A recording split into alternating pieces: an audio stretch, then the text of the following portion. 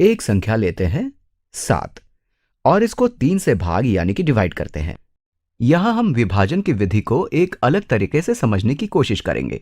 हम देखते हैं कि 7 को 3 के ग्रुप यानी कि समूह में विभाजित करें तो कुल कितने समूह होते हैं। हम यहां 7 वस्तुएं बना लेते हैं, 1 2 3 4 5 6 और ये 7। अब हम 3 3 के समूह बनाते हैं। हम निश्चित रूप से 3 का एक समूह यहां बना सकते हैं और 3 का एक समूह ये भी बना सकते हैं, यानी कि हमने 3 3 के 2 समूह बना लिए हैं और अब 3 का कोई समूह नहीं बनाया जा सकता है। लेकिन हमारे पास ये एक वस्तु बच गई है। ये बची हुई वस्तु ही हमारा शेषफल यानी कि रिमाइंडर है। हमने 3 के अधिकतम समूह बनाए जितने कि बनाए जा सकते थे। मतलब 7 को 3 से भाग करने पर 2 समूह प्राप्त होते हैं और क्योंकि यह पूर्ण रूप से विभाजित नहीं होता है इसलिए एक शेषफल प्राप्त होता है। यानी कि हम कह सकते हैं कि 7 को 3 से भाग करने पर 2 प्राप्त होता है और एक शेषफल बचता है। क्योंकि 2 गुणा 3 होता है 6 ना कि 7 और 6 जमा 1 शेषफल बराबर होता है 7। आइए अब एक और प्रश्न हल करते हैं। हम 15 को 4 से भाग करके देखते हैं। हम यहां ठीक पहले की तरह 15 वस्तुएं बना लेते हैं। 1 2 3 4 5 6 7 8 9 10 11 12 13 14 और 15।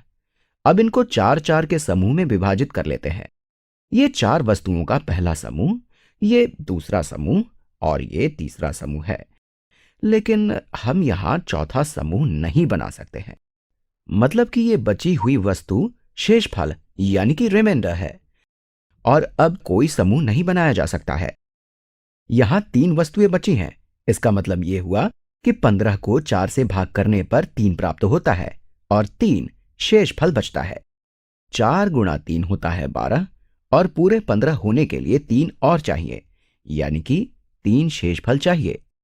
आइए अब दीर्घ विभाजन विधि यानी कि लॉन्ग डिवीजन मेथड द्वारा एक प्रश्न को हल करके देखते हैं। हम 75 को 4 से भाग करेंगे। पहले 7 को देखते हैं।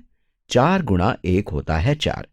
वास्तव में ये 4 गुणा 10 है, क्योंकि 1 दहाई के स्थान पर है, इसलिए 4 गुणा 10 होता है 40। चलिए हम 7 में से 4 को घटा देते हैं। ये हो जाएगा 3 और 5 को नीचे ले आते हैं। ये हो जाएगा 35। अब 35 को 4 से भाग करते हैं। हमें पता है कि 4 गुणा 8 होता है 32 और 4 गुणा 9 होता है 36, जो 35 से बड़ा है, इसलिए 8 से गुणा करके देखते हैं। 4 गुणा 8 होता है 32 और 35 घटा 32 होता है 3। अब और भाग नहीं कर सकते हैं, यहां 3 शेषफल बच गया है। यानी कि हम कह सकते हैं कि 75 को 4 से भाग करने पर 18 प्राप्त होता है और 3 शेषफल बचता है।